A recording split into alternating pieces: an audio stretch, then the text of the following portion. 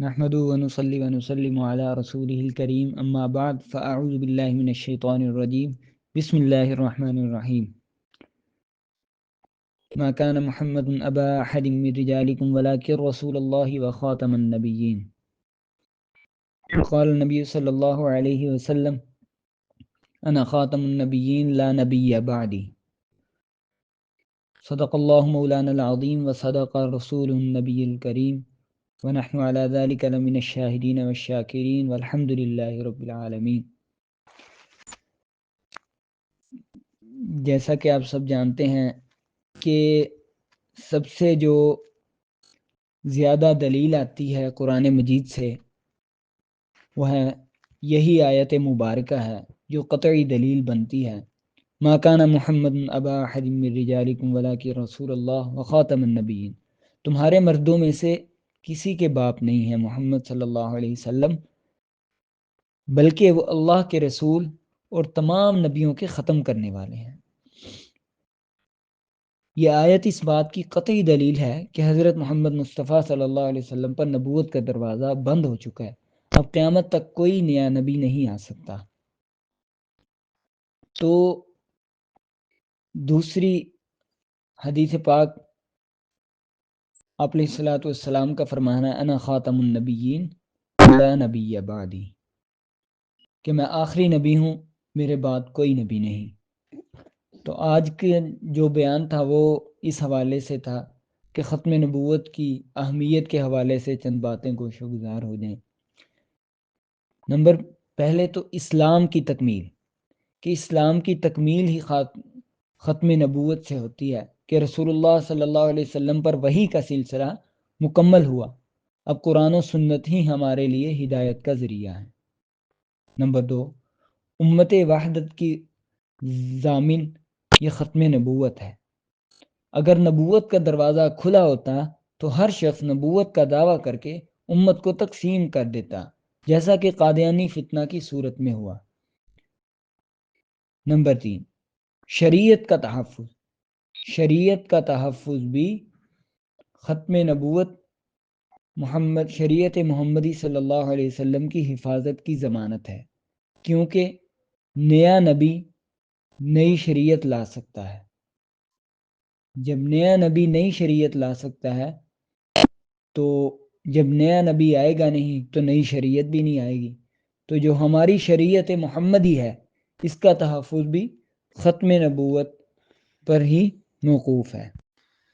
اب اس کے بعد چلتے ہیں کہ جو قادیانی ہیں، مرزا قادیانی کو ماننے والے، وہ خاتم النبیین لفظ کا ترجمہ کیا کرتے ہیں۔ تو معزز حضرات، خواتین و حضرات، ہم نے یہ آیت خاتم النبیین صلی اللہ علیہ وسلم پر علمی تحقیق گفتگو سے ثابت کیا کہ خاتم النبیین صلی اللہ علیہ وسلم کا مطلب یہ ہے کہ حضور صلی اللہ علیہ وسلم کے تشریف لانے سے نبیوں کی تعداد مکمل ہو چکی ہے، اب تا قیامت کوئی نیا نبی یا رسول نہیں آئے گا۔ اب ہم قادیانی جماعت سے کہ اس آیت کے ترجمے اور مفہوم کا جائزہ لیتے ہیں اور آپ کو بتاتے ہیں کہ قادیانیوں کا ترجمہ کیوں غلط ہے۔ مرزا قادیانی نے لکھا ہے کہ خاتم النبیین صلی اللہ علیہ وسلم کا مطلب ہے کہ حضور صلی اللہ علیہ وسلم کی کامل اتباع سے نبی بنیں گے، کہ حضور صلی اللہ علیہ وسلم کی کامل اتباع کرو اور نبی بن جاؤ۔ قادیانیوں کے خاتم النبیین کے کیے گئے ترجمے کے غلط ہونے کی بہت سی وجوہات ہیں، یعنی کہ اس ترجمے کا غلط ہونا بہت سی وجوہات سے ثابت کیا ہے۔ پہلی وجہ یہ کہ مرزا قادیانی نے لکھا ہے کہ مجھے نبوت تو ماں کے پیٹ میں ہی ملی تھی۔ ایک طرف تو قادیانی کہتے ہیں کہ نبوت حضور صلی اللہ علیہ وسلم کی اتباع سے ملتی ہے، جبکہ یہاں تو مرزا قادیانی نے لکھا ہے کہ مجھے نبوت ماں کے پیٹ میں ہی ملی تھی۔ اب قارئین خود فیصلہ کریں کہ مرزا قادیانی کی کون سی بات درست ہے۔ وجہ نمبر دو، مرزا قادیانی نے خود خاتم النبیین کا ایک جگہ ترجمہ لکھا ہے، ختم کرنے والا ہے سب نبیوں کا۔ اگر یہ ترجمہ غلط ہے تو مرزا قادیانی نے یہ ترجمہ کیوں لکھا؟ نمبر تیسری وجہ، مرزا قادیانی نے لکھا ہے کہ میرے پیدا ہونے کے بعد میرے والدین کے گھر میں کوئی اور لڑکا یا لڑکی نہیں ہوئی، گویا میں اپنے والدین کے لیے خاتم الاولاد تھا۔ یہاں پہ خود کو وہ خاتم الاولاد کہہ رہا ہے کہ میرے بعد کوئی لڑکا لڑکی پیدا نہیں ہوئے۔ اگر خاتم النبیین کا مطلب یہ ہے کہ حضور صلی اللہ علیہ وسلم کی مہر سے نبی بنتے ہیں، تو خاتم الاولاد کا بھی یہی مطلب ہونا چاہیے کہ مرزا قادیانی کی مہر سے مرزا قادیانی کے والدین کے گھر میں اولاد پیدا ہوگی۔ خود کو خاتم الاولاد کہہ کے آخری ہونا ثابت کر رہا ہے، اور وہاں پہ خاتم النبیین سے مہر مراد لے رہا ہے۔ یہ کیسی اس کی کم عقلی اور کیسی اس کی دجل فریب ہے۔ کیا قادیانی یہ معنی خاتم الاولاد کا کریں گے؟ یقیناً یہ ترجمہ نہیں کریں گے۔ تو پتہ چلا کہ قادیانیوں کا کیا گیا ترجمہ سرے سے ہی باطل ہے۔ چوتھی وجہ، ایک طرف قادیانی کہتے ہیں کہ حضور صلی اللہ علیہ وسلم کی مہر سے ایک سے زائد نبی بنیں گے، جبکہ دوسری طرف مرزا قادیانی اور قادیانی جماعت کا موقف یہ ہے کہ صرف مرزا قادیانی کو ہی حضور صلی اللہ علیہ وسلم کی کامل اتباع سے نبوت ملی۔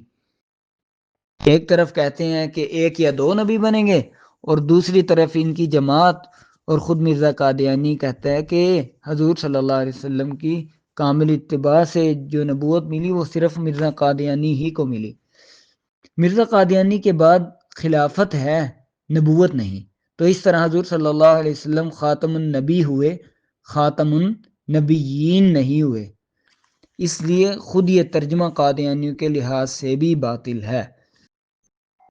پانچویں وجہ، اگر خاتم النبیین کا یہ مطلب لیا جائے کہ حضور صلی اللہ علیہ وسلم کی اتباع سے نبوت ملے گی، تو اس کا مطلب یہ ہوا کہ حضور صلی اللہ علیہ وسلم حضرت آدم علیہ السلام سے لے کر حضرت عیسیٰ علیہ السلام تک انبیاء کے خاتم نہیں، بلکہ اپنے سے بعد آنے والے نبیوں کے خاتم ہیں، اور یہ بات قرآن و حدیث کی منشا کے بالکل صراحتاً خلاف ہے۔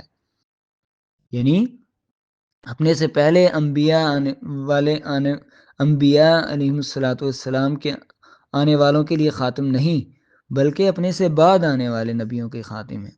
جبکہ اس طرح کی مفتی صاحب نے کتنی آیات سے ثابت کیا کہ والذین یؤمنون بما انزل الیک وما انزل من قبلک، کہ قبلک بہت سی آیات میں قبلک کا تو لفظ آیا، قبل کا لفظ آیا، بعد کا لفظ نہیں آیا۔